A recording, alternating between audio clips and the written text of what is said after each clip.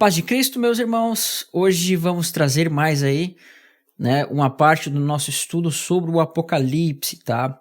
Essa vai ser a aula de número 12. Depois de algum tempo aí sem gravar, devido a algumas dificuldades para fazer a gravação desse estudo, hoje nós vamos estar fazendo a gravação deste vídeo, tá? Se você não acompanha as outras partes, aqui no card vai estar a playlist com os vídeos passados que nós gravamos. Então é importante que você veja para você compreender. E precisamente nós estamos estudando o capítulo 4, tá? Precisamente nós estamos estudando o capítulo 4. E é um capítulo que vai ser muito importante para a gente compreender esses detalhes aí, tá? Então eu te convido lá a assistir os vídeos que antecederam esse. Então hoje, irmãos, nós vamos continuar falando mais um pouquinho do Apocalipse 4. Esse capítulo é um capítulo muito importante. Teriam muitas coisas para se falar sobre ele, mas devido ao tempo a gente não vai conseguir. Então a gente vai fazer alguns aspectos práticos dele ali e ao longo dos tempos a gente vai comentando em outros vídeos sobre o Apocalipse, tá? Então, a gente viu alguns aspectos que tratava do povo de Deus no vídeo passado, em relação aos 4 querubins, os 4 seres viventes, tá? E hoje eu quero falar um pouquinho mais dele, para que a gente tenha um pouquinho mais de compreensão do que está sendo mostrado ali, tá? Então, vamos olhar desde o verso... Vamos ver desde o verso 1 para a gente pegar o texto, tá? Vamos lá, capítulo 4, verso 1, diz assim: Depois dessas coisas olhei, e eis que não somente uma porta aberta no céu, como também a primeira voz que ouvi como de trombeta falar comigo, dizendo: Sobe para cá, e te mostrarei, sobe para aqui, e te mostrarei o que há de acontecer depois dessas coisas. E imediatamente achei-me em espírito, e eis armado no céu um trono e alguém sentado. Nós falamos um pouco sobre o que estava acontecendo aqui, alguns detalhes que estavam acontecendo nesse contexto, e dessa questão desse trono e tudo mais, foi falado nas outras aulas de uma forma bem assim, rápida, Claro que nós falaremos desse trono mais quando chegar lá em Apocalipse 20, do trono branco, também da questão do juízo de Cristo, do tribunal de Cristo, tá? Mas a questão que você tem que entender que aqui trata do que a gente vai ver na lei nos Salmos, que foi apontado justamente na lei nos Salmos como sendo lá o Santo dos Santos. Então a gente percebe que esse lugar do trono de Deus aqui é o lugar que está apontando para o Santo dos Santos, tá? Então você tem que meditar e entender que não pode existir lugar mais santo que está no Santo dos Santos. Ou melhor, não pode existir lugar mais santo que está à destra de Deus, tá? Então aqui está mostrando o verdadeiro Santo dos Santos, que é esse momento onde vai estar tipificado aí no trono de Deus. E diz mais assim: E esse que se acha sentado é semelhante no aspecto à pedra de jaspe e de sardônio, e ao redor do trono há um arco-íris, semelhante no aspecto à esmeralda. Ao redor do trono há também 24 tronos, e assentados neles 24 anciões vestidos de vestiduras brancas, ou vestidos brancos, em cujas cabeças estão coroas de ouro. Comentamos isso no vídeo passado. Do trono saem relâmpagos, vozes e trovões, e diante do trono ardem 7 tochas de fogo.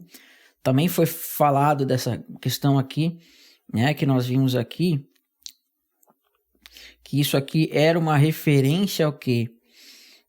Também as 7 igrejas que estão apontando para essa menorá, tá? Deixa eu arrumar esse aqui.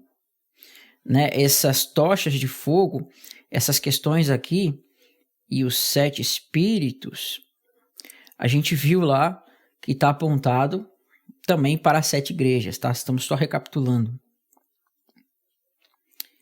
E vai dizer mais assim também, Há diante do trono como um mar de vidro, falaremos desse mar de vidro futuramente, quando nós formos ver lá no tempo da ressurreição, como um mar de vidro semelhante ao cristal. E também no meio do trono e à volta do trono, 4 seres viventes cheios de olhos por diante e por trás. E o primeiro ser vivente é semelhante ao leão. Tá? Então, é essa parte que a gente vai falar um pouquinho mais hoje. Né? É essa parte que nós vamos falar um pouquinho mais hoje aqui.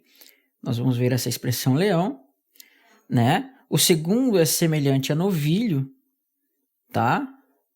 Semelhante a novilho, né? Então, deixa eu marcar aqui, que eu não consigo andar e marcar, ó. É semelhante a leão, o primeiro.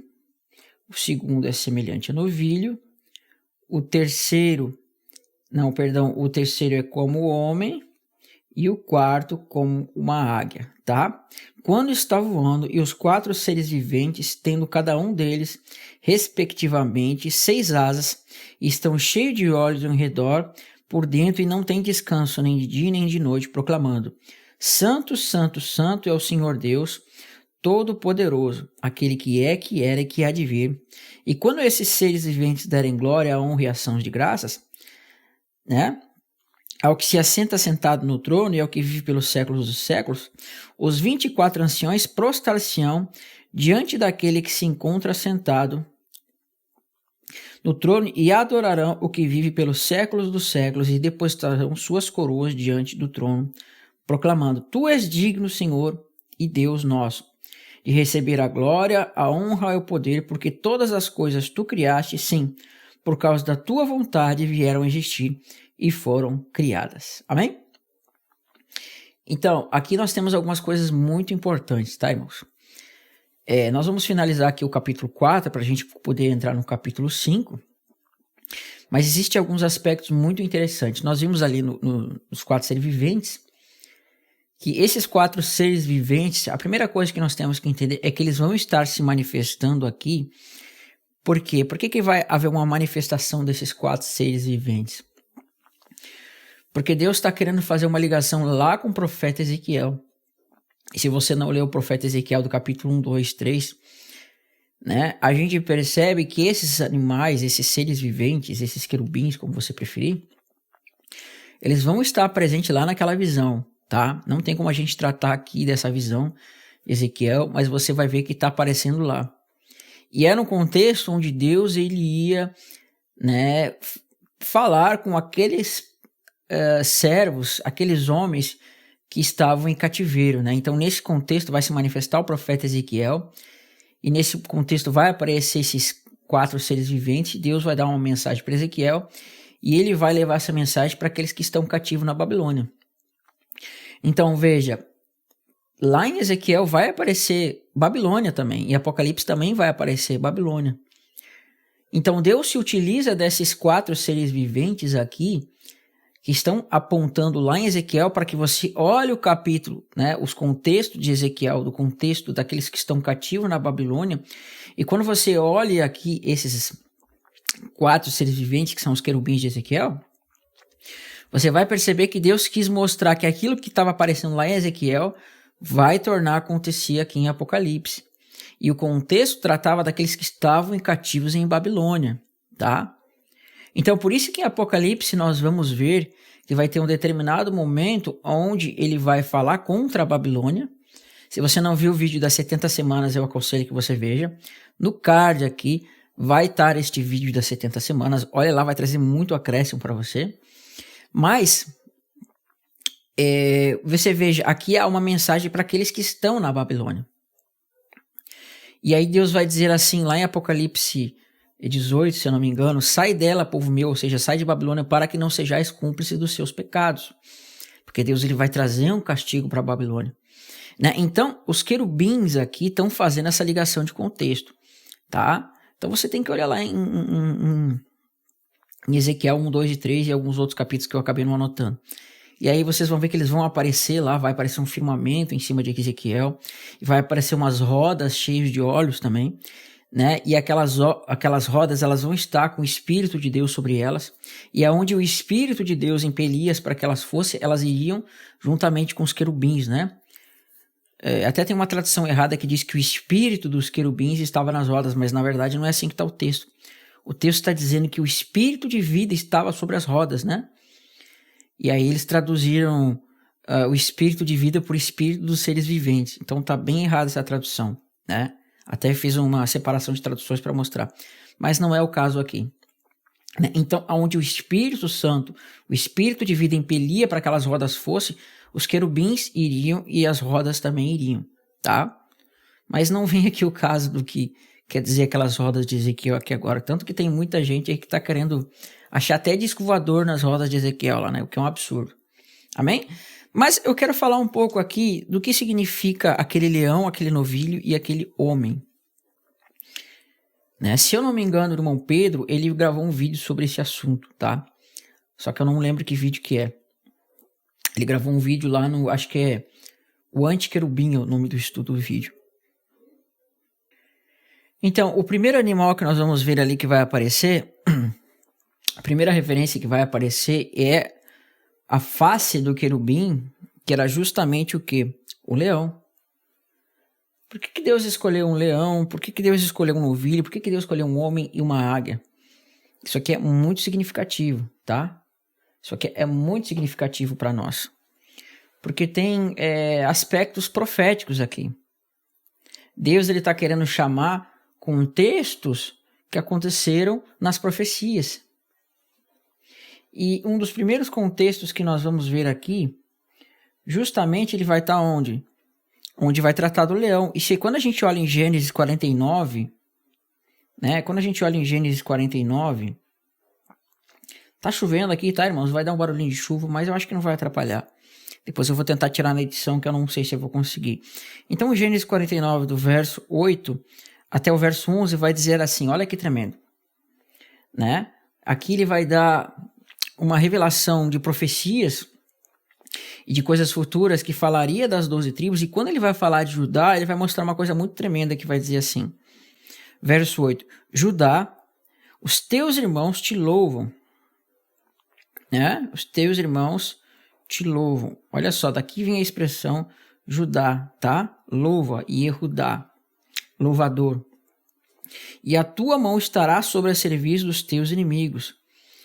E os filhos do teu pai, né, se inclinarão a ti. Olha lá. Judá é um leãozinho, né? Da presa subsiste o filho meu. Encurva-se e deita-se como o leão. E como leoa, quem o despertará? Né? Ele continua assim. O cetro não se arredará de Judá, nem o bastão entre os seus pés, até que venha Siló, e a ele obedecerão os povos, né? Aqui essa expressão obedecerão os povos, ela é muito legal porque, olha que interessante, obedecerão os povos, e fala que o cedro não se arredará, né? Aqui tem um contexto muito interessante nesse verso 10, que dizendo que o cedro não se arredará, né? O cetro. Mas o que eu quero falar aqui diz assim, até que venha Siló, e a ele obedecerão os povos, né? E ele amarrará o seu jumentinho à vide, e o filho da sua jumenta, a videira mais excelente, lavará suas vestes no vinho, né? Essa expressão lavará suas vestes no vinho, né? A gente vê que vinho é uma tipologia de sangue. Em Apocalipse 19, nós vemos que aquele que vem no cavalo, ele vem com as suas vestes tingidas de sangue, né? Então, é uma tipologia disso aqui, tá? Sangue de uvas e os seus olhos serão cintilantes de vinho e os dentes brancos de leite. Então, aqui acaba Judá. Então, você vê que Judá seria como leão, né? Encurva-se e deita-se como leão. E é interessante que diz que o cetro não se arredará de Judá, nem o bastão entre seus pés, até que venha Siló. E ele obedecerão os povos. Só que na versão aramaica, você vê que nos Targums, né, os exegetas dos Targums, aqueles que traduziram do hebraico, e talvez até algumas vezes do grego, não tenho certeza, mas eu sei que do hebraico eles fizeram a tradução, e essa tradução do hebraico foi feita para o aramaico, porque quando o povo saiu de Babilônia, eles tiveram por sua língua, né, sua língua padrão, vamos dizer assim, a sua língua falada normalmente, o aramaico. E muitos judeus, né, já não sabiam falar o hebraico. Então, pelo fato deles não falarem mais o hebraico e agora falar o aramaico, então houve-se a necessidade de uma tradução para o aramaico, então do hebraico para o aramaico, tá? Só que é interessante que quando esses tradutores, esses escritores, esses copistas que traduziram do hebraico para o aramaico, eles fizeram a sua tradução, eles colocaram algumas parafrases, né? Então, aqui quando fala que neles ele governará os povos, eles traduzem, neles esperarão os gentios, né? Neles os gentios esperarão. Então você vê que está mostrando, aqui está mostrando a versão hebraica que, né, os povos obedecerão a Siló. Mas a gente percebe que na versão dos Targums vai estar dizendo que os gentios esperarão nele, né? Então, olha como eles já tinham um entendimento de que estava se tratando do Messias, né? Então o Targums é muito tremendo porque ele traz essa relação do que os judeus daquela época entendiam, né? Então muitas vezes eles vão chamar de rei Messias, tá? São coisas tremendas, mas eu não tenho aqui como mostrar isso agora para os irmãos. Amém? Então a primeira coisa que nós vemos aqui é que o Messias seria chamado de leão de Judá, aquele que se levanta, né? E Apocalipse vai mostrar o leão da tribo de Judá. Então perceba, essa face do querubim, ela representa a tipologia de Cristo como rei. Aquele que vem e os povos lhe obedecerão e os povos esperarão, tá? Aquele que domina, aquele que reina. Agora, um outro ponto importante vai ser o novilho. E esse novilho era um animal que era utilizado para quê? Para se fazer principalmente um apontamento para Levítico 16. Em Levítico 16, do verso 2 ao verso 6, vai dizer assim para nós. Levítico 16, verso 2, diz assim. Isso está tratando do contexto do dia da expiação. Então disse o Senhor a Moisés e a Arão, dizes a Arão, teu irmão, que não entre no santuário em todo o tempo, para dentro do véu, diante do propiciatório, que está sobre a arca, para que não morra, porque aparecerei na nuvem sobre o propiciatório. Entrará Arão no santuário com isto. Olha só que legal, né? Um novilho para oferta pelo pecado, um carneiro para holocausto, né? Vestirá ele a túnica de linho sagrada e terá calças de linho sobre a pele, tá? Cingir-se-á com o cinto de linho e cobrirá com a mitra de linho. São estas as vestes sagradas. Banhará o seu corpo em água, então vestirá, né? Então no dia da expiação, o sumo sacerdote ele tinha que trocar aquelas vestes que ele usava normalmente, ele tinha que trocar por vestes de linho. Então veja, o sumo sacerdote ele usava aquela veste ornamentada com pedras preciosas e uma série de coisas, mas no dia da expiação, que era no dia 10, ele tirava aquela veste e colocava uma veste de linho. Então você vê que aí está fazendo a figura de uma troca de vestes e ele coloca uma veste de linho, que era a veste, né, típica do dia da expiação. Então isso mostra Cristo trocando a sua vestimenta terrena por uma vestimenta glorificada, tá? Então a lei já demonstrava que Cristo deveria passar pela glorificação para poder entrar no Santo dos Santos. Aí ele vai dizer assim, né? Da congregação dos filhos de Israel tomará 2 bodes para oferta pelo pecado e um carneiro para o holocausto. Arão trará o novilho da oferta pelo pecado e fará expiação por si, né? E por sua casa.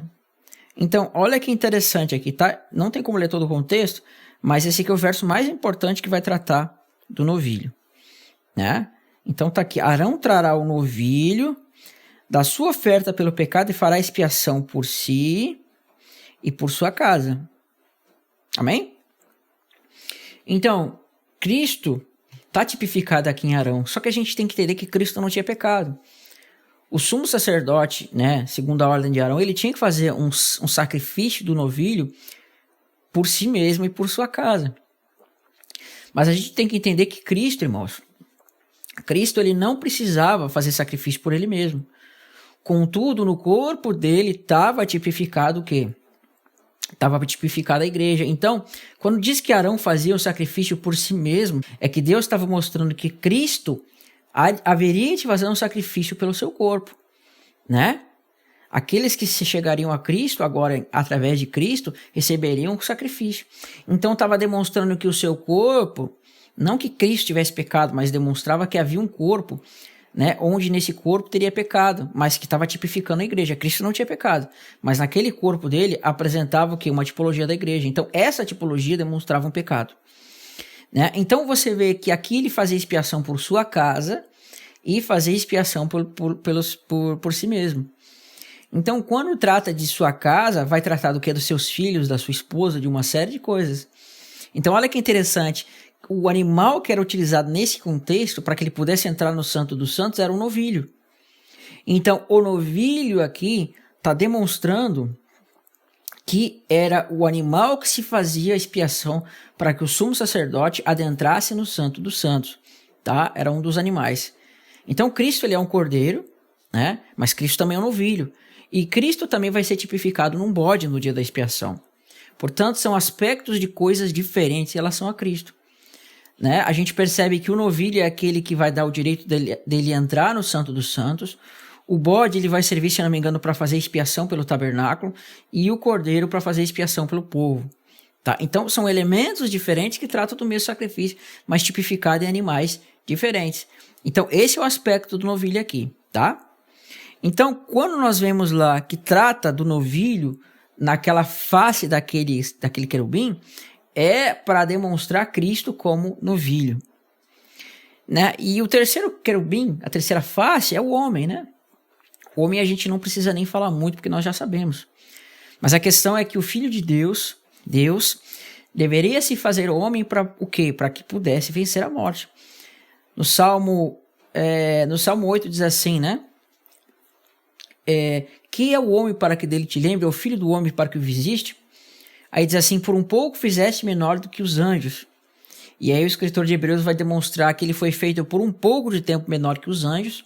Na versão hebraica lá do Salmo está dizendo que por um pouco foi feito menor do que Deus, né? Mas sendo a tradução Deus ou anjo a mais correta, qual for, a questão é que diz que por um pouco ele foi feito menor do que os anjos. Para quê? Para que ele se tornasse semelhante aos homens. E através a sua semelhança aos homens, ele pudesse morrer como um homem. Mas pelo fato dele não ter tido o pecado, a gente percebe que por causa desta ação, ele venceu a morte. E este vencer a morte deu direito dele agora, através desse vencer a morte, ele ressuscita, né? Claro que ele vence a morte pela ressurreição. E ele ressuscitando agora, ele como homem, como descendente de Davi, ele vai ter direito ao quê? Ao trono, né? E a um reino eterno. Porque veja, uma coisa é quando Cristo estava lá na glória, quando ele estava glorificado, quando ele era o verbo de Deus, ele tinha toda a autoridade. Mas como filho de Deus, esse homem, esse Cristo homem, né? Ele não tem essa autoridade. Então ele teve que morrer e ressuscitar para poder herdar essa autoridade. Por isso que é dito, né? Assim, exatamente dessa forma. Toda autoridade foi me dada no céu e na terra. Por que Cristo precisava receber autoridade no céu e na terra, sendo que ele era criador e co-criador junto com o Pai? Né? Então, você vê que ele recebeu autoridade no céu e na terra, mas se tudo foi feito por ele, não precisava dessa autoridade, porque ele já tinha. Então, o que acontece é que ele recebeu essa autoridade quando ele se fez homem, ele não tinha essa autoridade, ele morreu, venceu a morte e ressuscitou. Agora, como esse homem ressuscitado, Deus entrega todas as coisas para ele, tá? E agora ele vai ter essa autoridade e ele vai ascender aos céus e vai ter o direito, como nós vamos ver no próximo vídeo, de poder tomar aquele livro selado e abrir ele e demonstrar a revelação daquele livro, tá? Por isso que diz lá em em Apocalipse 1, que diz que o Pai entregou a revelação. Sim, porque a revelação, enquanto ele é homem, ele não sabia. Mas essa revelação vai ser aberta quando ele ressuscita e aquilo que ele tinha vai ser entregue novamente para Cristo, porque ele já conhecia o dia da sua vinda, tá? E Deus entregou para ele, o Pai, para que ele pudesse entregar para nós. Amém? Mas então você pode ver o nosso vídeo lá sobre se Cristo sabia ou não sabia o dia da sua vinda. Tá aí no nosso canal. Agora, um aspecto muito interessante aqui, irmãos, é essa expressão aqui que também parece com águia, né? Eu não vou citar textos aqui, mas ela é muito importante. Por quê? Porque ela vai trazer algumas coisas importantes. A primeira coisa importante dessa águia é que nós vamos ver que em Êxodo capítulo 19, nós vamos ver que os filhos de Israel foram levados até o deserto através de asas de águia. E isso vai tornar acontecer lá em Apocalipse 12, onde a mulher vai ser levada novamente para o deserto com asas de águia. E ali na quarta trombeta nós vamos ver que uma águia voando, né, ela vai dizer ai, ai, ai, né? Então lá você vê que está aparecendo o quê? A quarta trombeta para a quinta. Então isso aqui trata desse aspecto.